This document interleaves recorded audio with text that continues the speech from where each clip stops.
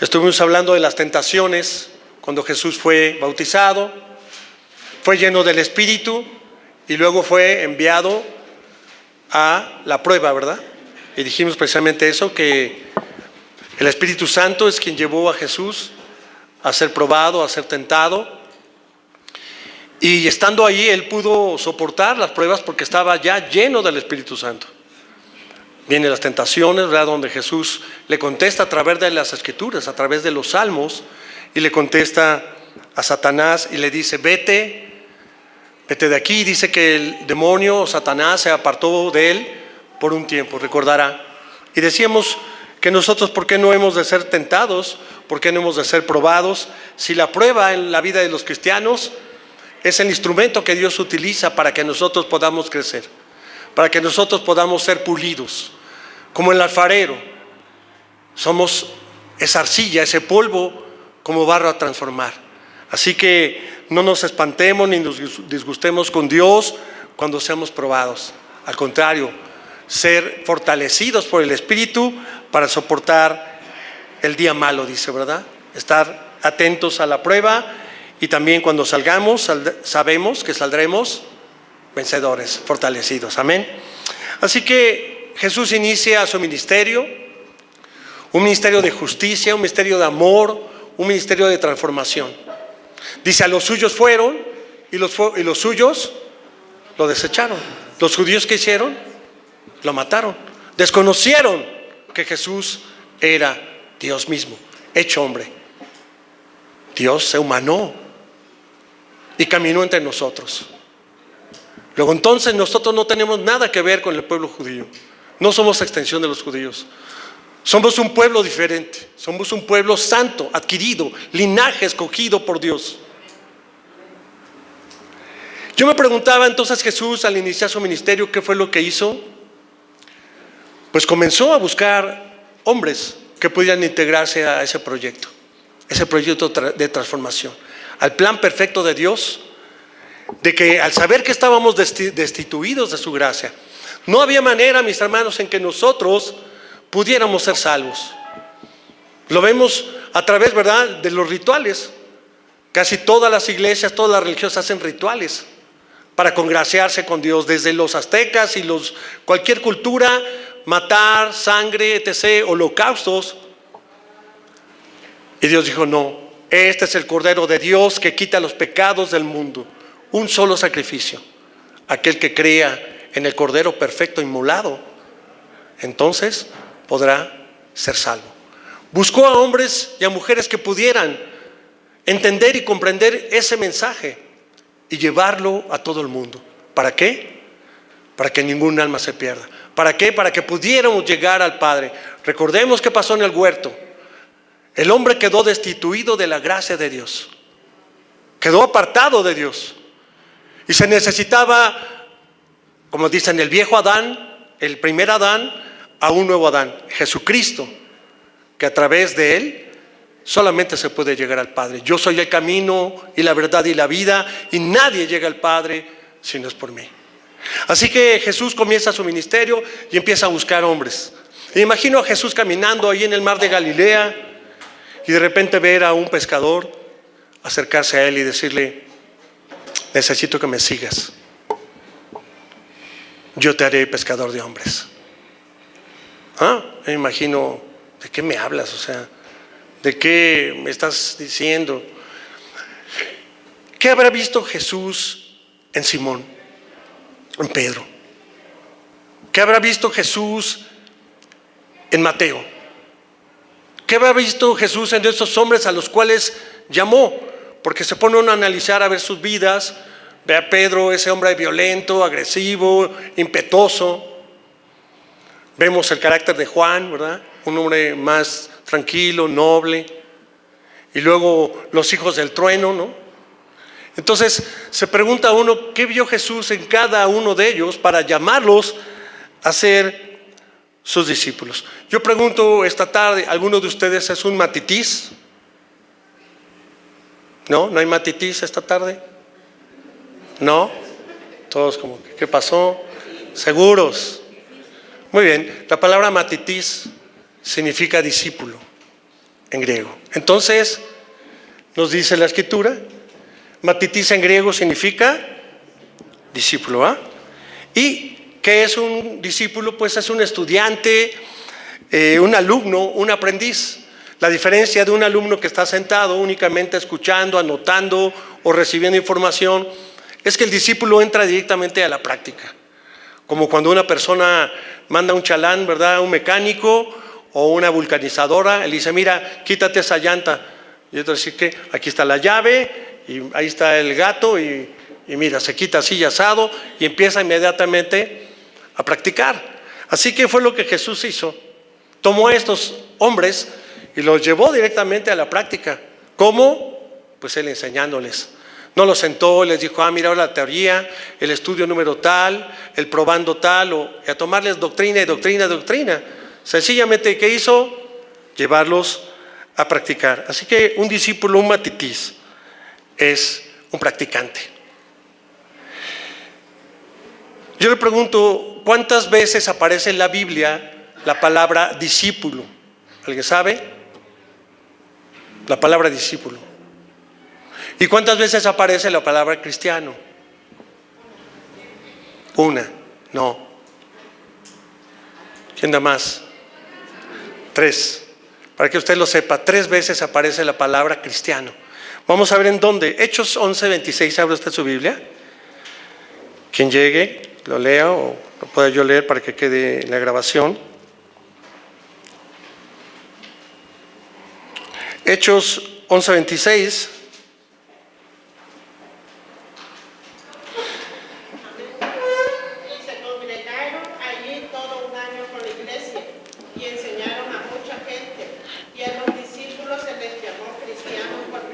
¿En dónde?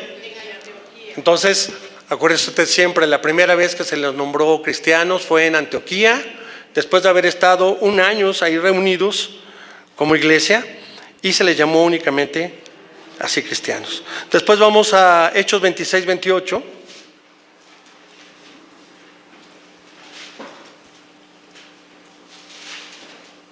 Hechos 26-28.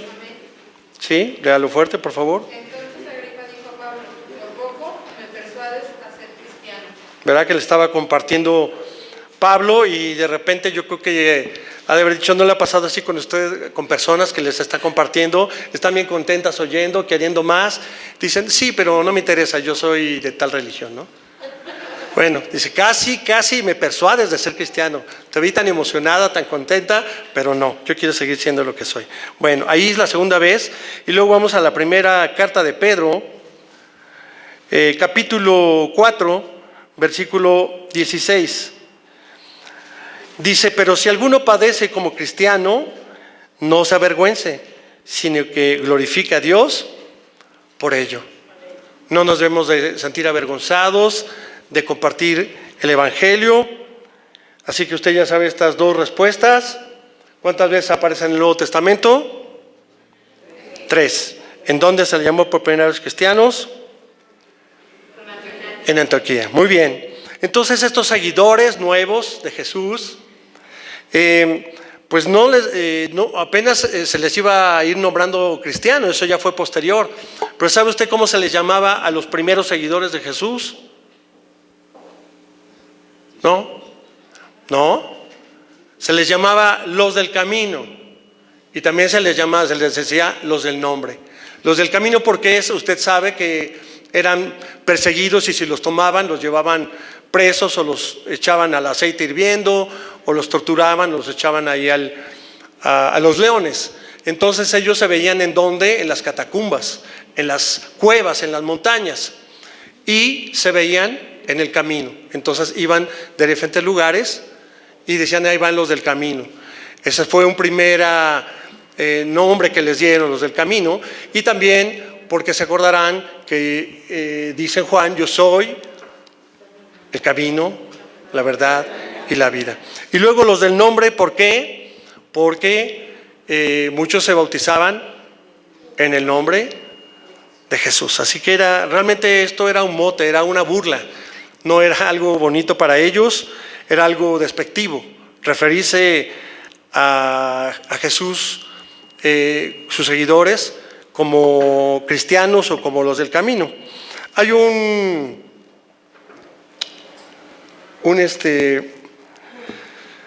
escritor judío llamado Sholem Ahash, que él es especialista en biografías del apóstol Pablo, y dice que también se les llamaba mesianistas, que fue otro de los nombres que se les dio, equivalente al hebreo, al Cristo, y en griego el ungido.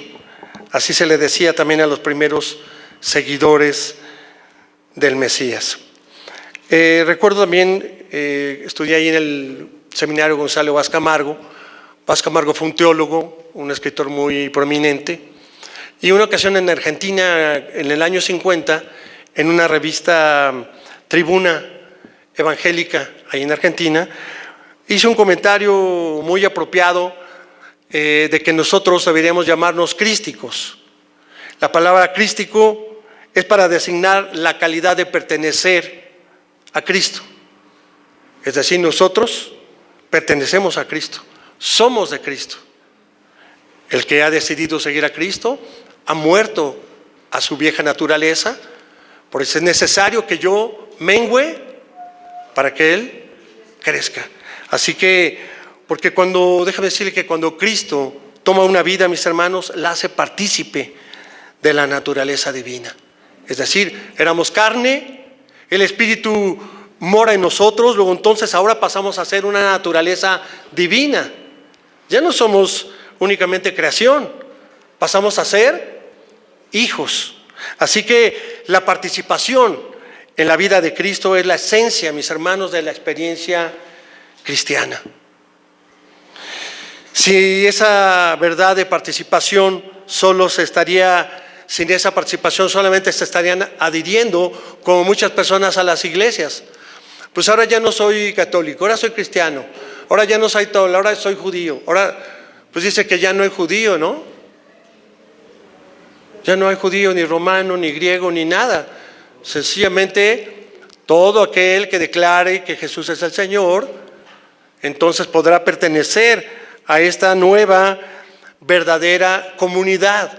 Es una comunidad cristiana de personas que están unidas a una divinidad. Así que, pues esa fue otra posibilidad. Para usted que es muy experimentado, muy estudiado, recuérdeme los nombres de los 12 discípulos. Juan, Tito, dice Tito, Juan, Marcos, Judas, ¿cuál de todos? Muy bien, no lo voy a poner a sufrir.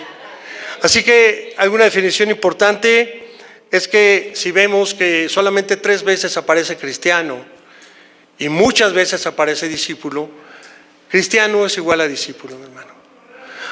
Desde hace muchos años solamente nos decimos cristianos, pero yo quiero que entienda esta tarde la importancia y la necesidad de regresar a sentirse un discípulo de Cristo. Porque ¿cuántas personas hemos conocido que dicen, oye, esa persona es cristiana? Sí. Ay, Dios santo, mejor no ser cristiano. Y honestamente la palabra cristiano pues se ha devaluado muchísimo, hermanos. La hemos devaluado, las mismas iglesias, los mismos seguidores de Cristo. Por eso mi invitación esta tarde es que analicemos por qué somos y debemos de ser discípulos. He ido a iglesias, ¿verdad?, donde están los apóstoles, donde hay profetas, donde hay arcángeles y superarcángeles, y cuando me invitan digo, pues me da pena, ¿verdad?, pero yo soy únicamente un discípulo de Cristo, un seguidor, un humilde seguidor de Cristo. Y a veces los títulos y los cargos nos elevan y nos mareamos en un ladrillito y hacen que las personas se sientan con poderes diferentes y superiores. No. El poder se lo dio a la iglesia, el poder se lo dio a sus discípulos y lo vamos a ver. Así que, ¿cuáles eran los nombres de los 12 discípulos? Ahí está mi hermano. Si le quiere tomar una foto o si tiene mente fotográfica, pues ahí tómela, apréndaselos. ¿Se acuerda? Están los hijos del trueno, ahí está el celota y ahí está también el cobrador de impuestos. ¿Y por qué puse 13? Porque recordará que se mata Judas Iscariote, y el que lo sustituye a través de echar suertes, pues es Matías, ¿verdad? Así que importante que usted los conozca, los sepa, porque luego pues decimos nombres que no y que no fueron discípulos de Cristo. ¿Qué habrá visto Jesús en esos hombres? ¿Qué habrá visto en esos primeros para llamarlos? ¿Por qué a Simón? ¿Por qué si Pedro era violento ha dicho no, este cuate no, porque va después a cortar orejas y va a querer echar bronca en todos lados? Él sabía lo que iba a llegar a ser Pedro. No lo que estaba viendo en ese momento como un simple pescador en su oficio, sino lo que llegaría a ser Pedro. Así, mi hermano, mi hermana, Dios ha visto en usted de la misma manera. No lo que usted cree que es, no lo que usted cree que tiene, sino donde Dios lo mandó a llamar porque Él sabe a dónde lo va a llevar. Esa es la vida de un discípulo. Aquel que no ve solamente con sus fuerzas y lucha, sino espera que el Señor siga construyendo la vida en nosotros, la vida que Él quiere manifestar en la vida de nosotros. Y yo me ponía a preguntar entonces, ¿qué es lo que le pide a los discípulos de ese momento? ¿Será diferente a lo que le pide a los discípulos de este momento? ¿O habrá alguna diferencia entre ser cristiano en el primer siglo y ahora? Pues no debiera de, ¿verdad? Porque seguimos al mismo Dios, tenemos los mismos escrituras, tenemos las mismas enseñanzas, pero mire, ¿qué es lo que el Señor le dice? ¿Qué se necesita para ser un discípulo? Léalo conmigo. Grandes multitudes iban con Él y volviéndose les dijo, si alguno viene a mí y no aborrece a su padre y madre y mujer e hijos y hermanos y aún también a su propia vida, no puede ser mi discípulo. Y mire, puse esa palabra muy importante porque la palabra miseu significa aborrecer, pero también significa renunciar o preferir. Si lo suplimos y dice, si alguno viene a mí y no prefiere a su madre, a su esposa, a sus hijos, que a mí, entonces no puede ser mi discípulo. Yo le he preguntado a las personas siempre, ¿qué es lo más importante para ti? ¿A quién amas más en la vida? Y la respuesta, si usted la piensa, pues van a decir, pues a mi mamá, a mis hijos, a mi esposo. Pues respuesta mal contestada. Dice que debemos amar a Dios sobre todas las cosas, sobre todas las personas. Eso no quiere decir que aborrezcas, como dice aquí, porque el término también es preferir. Entonces, ¿a quién prefieres? ¿A Dios o a tu madre? ¿A Dios o a tu padre? No es como preferir de que tomes a uno y el otro lo odies, no, sino a quién le estás dando prioridad. Y esa es la parte importante. Si Dios no es tu prioridad, entonces ¿por qué luego le pides a Dios cosas? ¿Por qué le reclamas a Dios que quieres tener un trabajo, que quieres tener una familia, que quieres tener, si Él no es tu prioridad? Él es como la lámpara maravillosa de Aladino, que le frotas si quieres que te complazca las cosas. Es que yo quiero, pues tú querrás esto. La pregunta, ¿ya le preguntaste a Dios si Él quiere eso para ti? ¿Estás dispuesto a ser un discípulo de Cristo, una discípula de Cristo?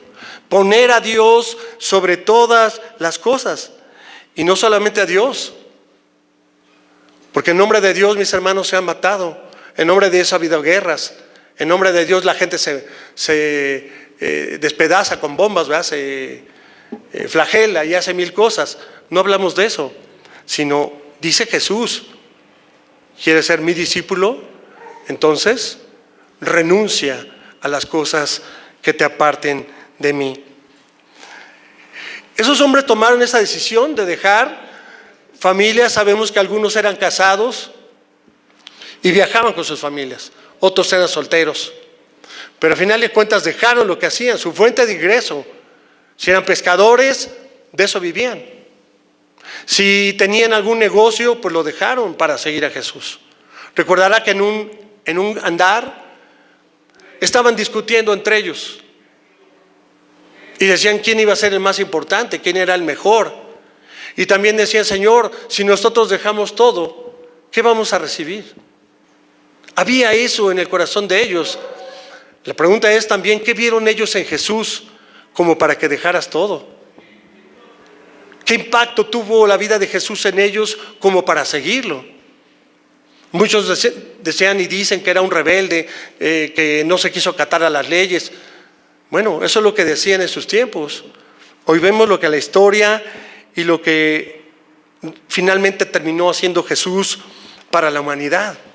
Así que, ¿para qué les dio autoridad? Ya tenía ese grupo, les enseñó, pero dice después que les dio autoridad. Mire lo que dice la Escritura. Léalo conmigo, Mateo 10:1. Entonces, llamando a sus 12 discípulos, les dio autoridad sobre los espíritus inmundos y para sanar toda enfermedad y toda dolencia. Jesús es muy claro, dijo, y cosas más grandes harán. ¿Para quién? Para aquellos que creen. Para aquellos que tienen comunión con Dios. Echar fuera demonios, ya hemos hablado aquí en la iglesia, no lo hacemos como doctrina. Sin embargo, usted como discípulo tiene que estar capacitado, capacitada para hacerlo. Si usted va a orar en un lugar donde hay una manifestación demoníaca, espíritus inmundos, ¿qué va a hacer? Pastor, venga, auxilio.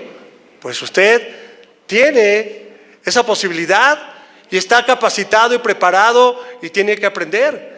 ¿Qué dice la Escritura? Que algunos decían, hemos echado espíritus en tu nombre, pero no se han ido.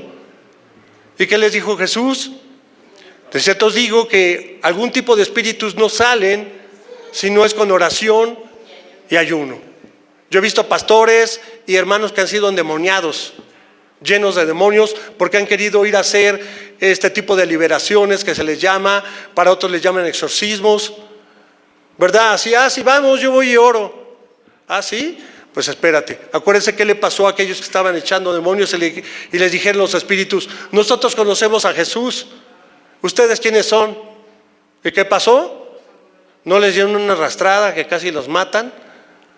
Es eso, mis hermanos, eso no es de juego. Todas las cosas tienen una preparación. El Señor le puede capacitar. La pregunta es si Él desea también que usted tenga ese ministerio y las circunstancias a donde lo va a poner. Yo he ido a orar a lugares donde hay muertes, ¿verdad? Donde hay demonios. Y obviamente siempre le digo a alguien, ¿sabes qué? Acompáñame, no voy solo.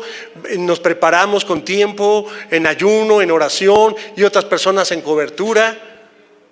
No es algo sencillo, no es algo fácil, pero si hay una manifestación, tenemos que orar por las personas, porque es una indicación que nos da Jesús que lo tenemos que hacer. También que nos habla sobre sanidades físicas, mentales y espirituales. Si usted lee los evangelios, hay infinidad de sanidades. Leprosos, paralíticos, resucitando muertos, dándole vista a los ciegos, el oído, el habla. Y hemos visto manifestaciones. Le platicaba a uno de mis hermanos, recordarán aquí quién recibió su vista aquí en la iglesia. La hermana Marcela, ¿no? Aquí en la iglesia recibió su vista. No es por mí, el Espíritu de Dios está aquí. Y dice, oren, llamen a los ancianos, únjalos con aceite, oren y sanarán. Es en la gracia, mis hermanos, la gracia de Dios manifestada en la vida de las personas. Y seguramente ustedes que tienen ya muchos años en el Evangelio han visto cantidades de sanidades, inclusive las propias, comenzando por los testimonios que cada uno de nosotros tenemos en nuestra vida. Así que el Señor nos mandó a eso, a seguir sanando, a seguir liberando, a seguir trayendo esa paz, ese shalom que hablamos. No solamente es la comunión que hablamos con Dios, la paz, no, es la salvación que habla sobre la sanidad de las personas. Recordemos un leproso que tenía que estar en las catacumbas escondido con una campana en el pie. ¿Qué es lo que hace el Señor al sanarlos? No nada más es la sanidad, es la restauración de esa familia, de esa persona que podía regresar a su casa, con su familia, con sus hijos. Así que la sanidad es algo importante, no es el propósito del ministerio de Jesús. Pocos son los milagros en donde Jesús fue al encuentro. No dijo, a ver, saquen sus enfermos porque voy a ir a sanar. Gran campaña de sanidades, junten a los enfermos. No, las personas iban a Jesús. Jesús de Nazaret, los ciegos. Escuchamos que estás por aquí. Y Jesús se paraba y decía, ¿qué quieres que te haga? ¿Qué quieres? ¿No? No iba la familia aquella y de amigos escarbando en el techo para bajar al enfermo, al paralítico, ¿verdad? Entonces no nos envolvamos en nada más en las sanidades y que sea algo como show, algo espectacular. No, buscad primeramente el reino de Dios y su justicia y todo lo demás, todo vendrá por añadidura. Así que les dijo y los envió, no vayas por caminos de gentiles y no entres en ciudad de samaritanos. Recordaremos que los samaritanos eran un pueblo imperfecto, era un pueblo impuro. Entonces no se juntaban los judíos con los samaritanos. Por eso se sorprende la samaritana cuando le dice quién es. Tú eres judío y ¿por qué estás hablando conmigo si no tenés nada con nosotros? Jesús rompió barreras, mis hermanos, de acercarse aún a riesgo de infectarse o de algo, de tocar. Jesús tocó a los leprosos. Jesús abrazó y rompió los paradigmas. Por eso es que los judíos no lo querían. ¿Por qué?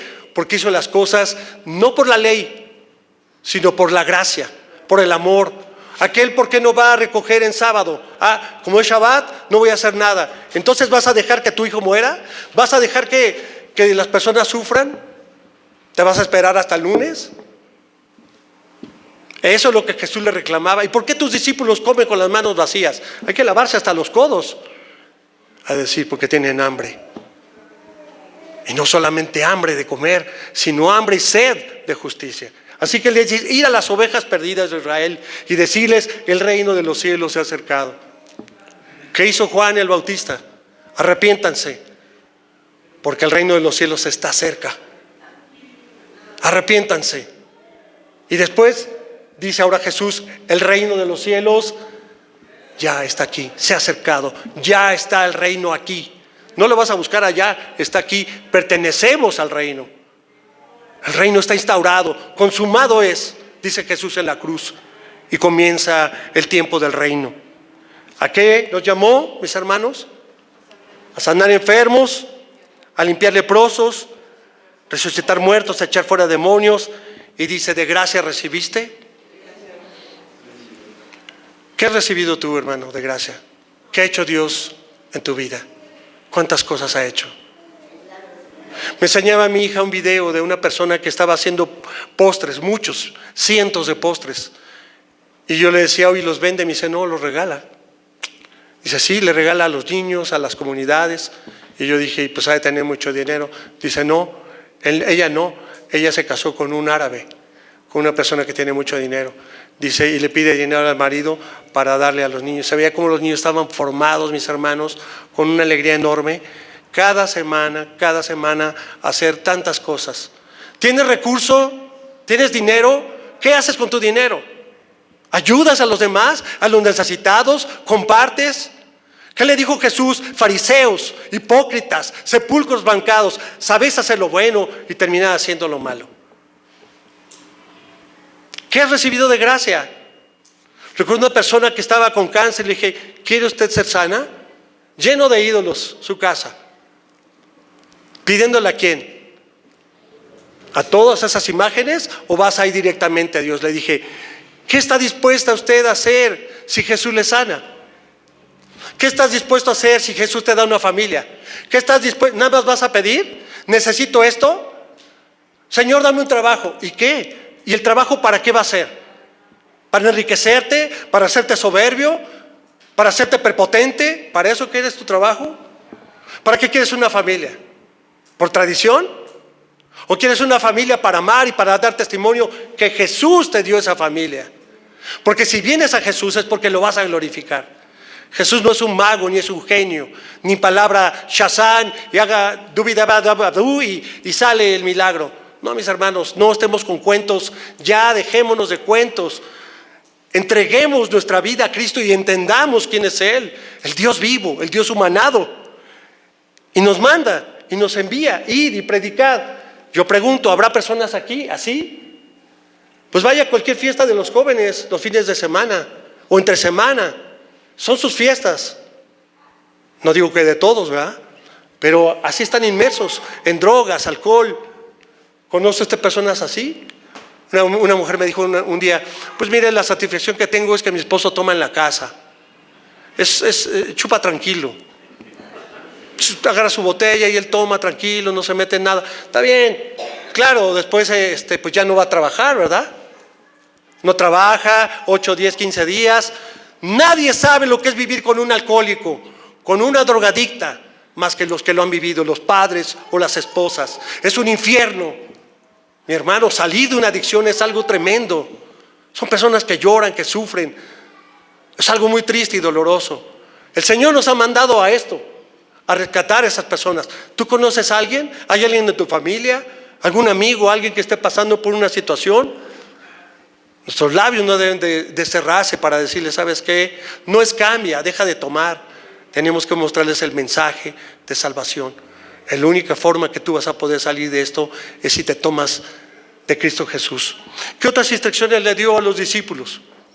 Les he comentado, no sé si alguno lo investigó, anótelo. Hay un libro pequeño, un manual que se llama Didache. El Didache es el primer panfleto escrito que se hizo para los discípulos, donde hay normas, donde hay reglas. Una de ellas era que no te quedaras en las casas más tiempo de lo que se necesitaba, que no pidieras oro, que no pidieras dinero, ni te llevara. Recordar que en los cintos antes se metían las monedas de cobre. Los abuelos todavía por ahí hay cinturones donde adentro se metían las monedas. ¿Qué nos dice esto, mis hermanos? Nosotros como siervos es una